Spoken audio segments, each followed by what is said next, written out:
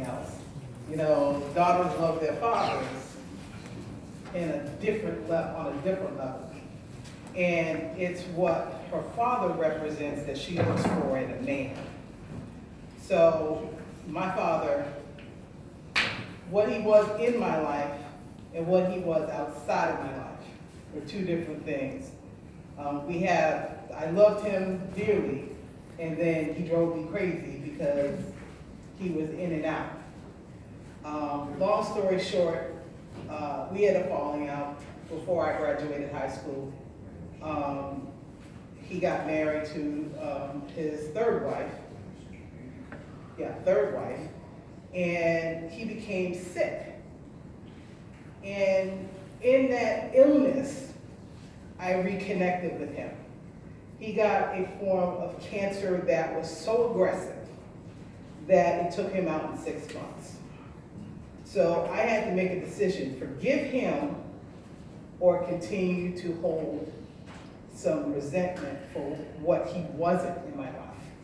Long story short, I made journeys to North Carolina. I called his physicians on a regular basis. I said, y'all need to bring him back to Boston because North Carolina doesn't have anything for him. But in the long run, that's where he decided to stay. That's where his wife kept him, and that's where he is now laid at rest.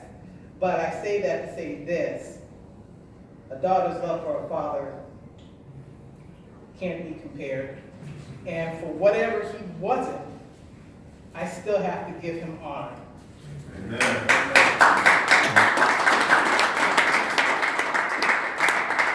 So, that being said, the question came up in my mind one day at church, sitting in the back: death by natural causes when it comes to black men.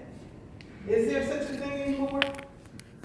And I was hard pressed to say that most men live beyond the age of 60 anywhere in this country, either because they have poor habits or poor health habits, gun violence, mental illness, stress, or just access. Those things really affect how black men live and are able to live. So just for this presentation, we're going to go over a few of those things, and forgive me if I tend to ramble, but I'm going to try and get through this, get through it with the 15 minutes that I have. So there's a concept of equity and inequality and when it comes to health. And briefly, health equality, or the equal opportunity for optimal health, captures the idea that no one should be hindered from achieving his or her full health potential due to social position, which is what Garrett just talked about, and or socially determined circumstances. Good health, which is considered to be the attainment of physical, mental, and social well-being, and the absence of disease, is vital for individuals to fully engage in society, overcome personal adversities, and realize their full potential as human beings. Basically, you all deserve, you all are entitled to good health. And that's the question. Are you getting what you are entitled to? Now, we talk about disparities, and we also talk about inequities. Basically, I'm not going to read all this because it's just too much, but health disparities are differences in the rate of which there is disease incidence, prevalence, morbidity, mortality, or survival in certain populations compared to other populations.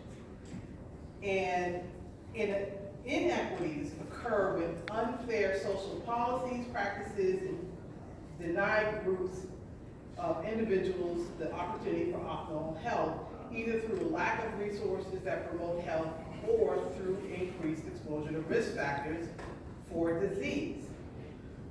Oh, my brothers in this room, I know that you guys struggle sometimes to get fair treatment in health settings. How many of you have gone to a hospital and felt like you just weren't treated the same way everybody else was. That's a hard pill for me to swallow, figuratively speaking, because you all deserve to be treated like human beings and get equal help to which you're entitled to. And I know that doesn't happen, and we're gonna examine that also. But let's talk. Let's talk about, who's that? John Singleton. What happened to John Singleton? He had a stroke. He had a stroke. Heart health. John Singleton died as a result of complications from high blood pressure that led to his stroke. Actually, I think he stroked out twice in the hospital. And the last time they couldn't bring him back. So this is a man who by all accounts should have had equal access. He should have had fantastic doctors because his status indicated that. He's a producer and actor. He's making money. He's a legend at what he does. But in that, his health was still poor. Why is that? That's what I'm asking. High blood pressure. Black men, you all have the highest incidences of high blood pressure in the nation. It is severe, and it can develop as soon as age in your 20s. We like to think high blood pressure is an older person's disease. It's not. Obesity. We are disproportionately affected by obesity. Now, I like a good piece of fried chicken. I like pizza. I absolutely love spaghetti. And Maggiano's is my favorite friend. Yes, sir. But it is more, it affects us more as Black folks than it does the clear folk. I said clear folk, yes I did. 63% of men are overweight. That's too much. Nobody should be overweight, and it's really important that your weight is maintained at a healthy level, because increased weight leads to different health outcomes such as cancer, diabetes, high blood pressure, as we mentioned before. It all affects your heart. If your heart is not working right, you're not going to survive.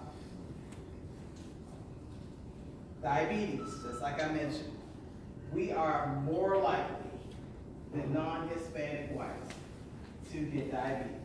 And diabetes is controllable. It is controllable.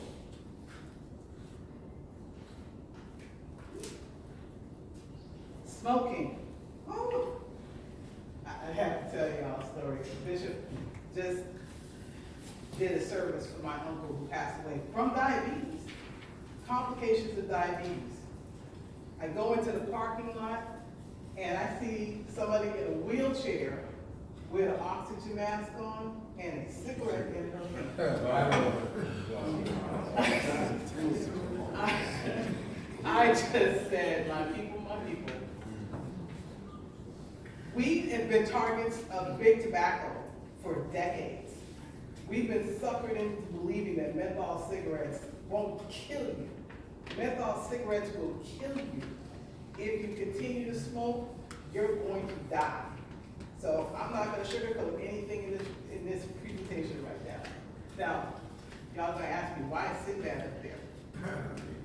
Now, I love Sinbad. Actually, I need you. I need you. Yes, I need you. So, my husband and I went to go see Sinbad, and he was talking about how, he was ADHD, and then he was talking about his dog having anxiety, how he couldn't put the dog down, and the dog would just go, all day long, and then he would come back and the dog is still going like that. Then we talk about his uncles. So the question is, why is mental illness a punchline? So she's gonna help, this is my assistant today. I need each of y'all to think of one word that is used to describe mental health. Just shout it out and tell her, she'll write it down. Anxiety. Crazy. The angry heart. The angry heart. Nuts. Nuts. Nervousness. Nervousness. Troublesome. What was that? Troublesome. Troublesome. Fast thinking. What was it? Fast thinking, so you think real fast. Fast thinking. Yeah. Depressed. Depressed. Untreated. Untreated. Denial. Possession. Denial. Denial. It's a secret.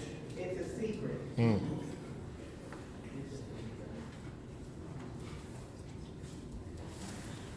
Not all there. Say, not all there.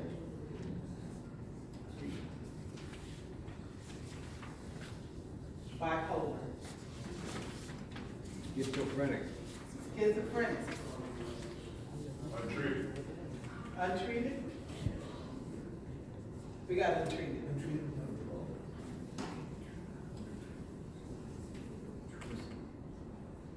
Just say it. What's the one? Retarded. Loopy. What's the other one? That was the old word, retarded. Oh. Okay. All right, that should be plenty.